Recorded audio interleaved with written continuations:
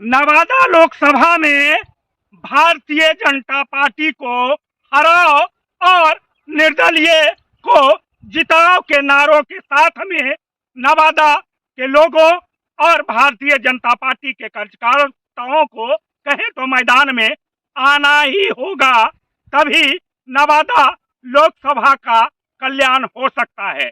नवादा का एमपी कहे तो नवादा का बेटा बन सकता है और यह रिवाज जो बार बार से चला आ रहा है, यह रिवाज टूट सकता है।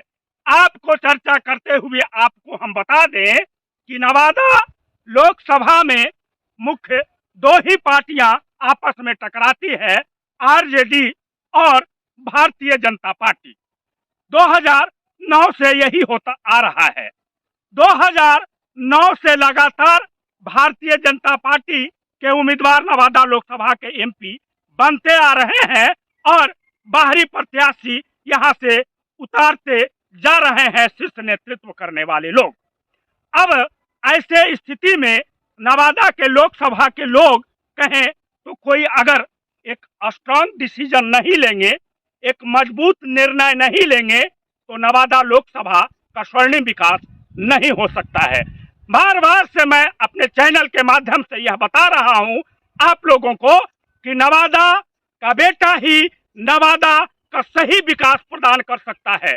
वह बाहरी उम्मीदवार में यह क्षमता नहीं है, चूंकि बाहरी उम्मीदवार को यह नहीं पता है कि नवादा लोकसभा में क्या कमी है और हमें क्या कदम उठाना चाहिए। एक तरफ की अगर हम बात करें आरजेडी के तरफ चर्चा करते हुए आपको हम बता दें कि 2009 में 78,543 मत जब राजवल्लभ यादव को आया तो आरजेडी के शीर्ष नेतृत्व करने वाले लोग जो हैं वह उनको टिकट प्रदान कर दिए। अरे भाई साहब, भारतीय जनता पार्टी के शीर्ष नेतृत्व करने वाले लोगों से हम कहना चाहेंगे कि आप क्यों ऐसा नहीं कर रहे हैं। 2009 में दो चेहरा नवादा का बेटा निर्दलीय प्रत्याशी के रूप में मैदान में आया था। एक अनिल मेहता 38,215 मत उनको आया था, 28,811 मत अखिलेश सरदार को आया था। तो फिर 2014 में यह दो चेहरे में से एक चेहरा को आपने क्यों टिकट प्रदान नहीं किया। चलिए वर्तमान चेहरे की अगर हम बात करें तो गुंजन सिंह है और दो चेहरे तो पूर्व से हैं भारतीय जनता पार्टी के भी वर्तमान अध्यक्ष अनिल मेहता, 28,811 मत आया था अखिलेश सरदार। एक चेहरा और है अनिल सिंह जो विधायक रह चुके हैं, उनको भी अनुभव है। अनुभवी व्यक्ति की अगर हम बात करें तो तीन चेहरे हैं। एक कहें तो नया चेहरा गुंजन सिंह है।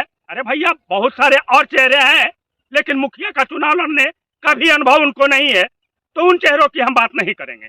मैं चार चेहरा की जरूर बात करूंगे और नवादा लोकसभा का कहें तो टिकट इनको मिलना चाहिए।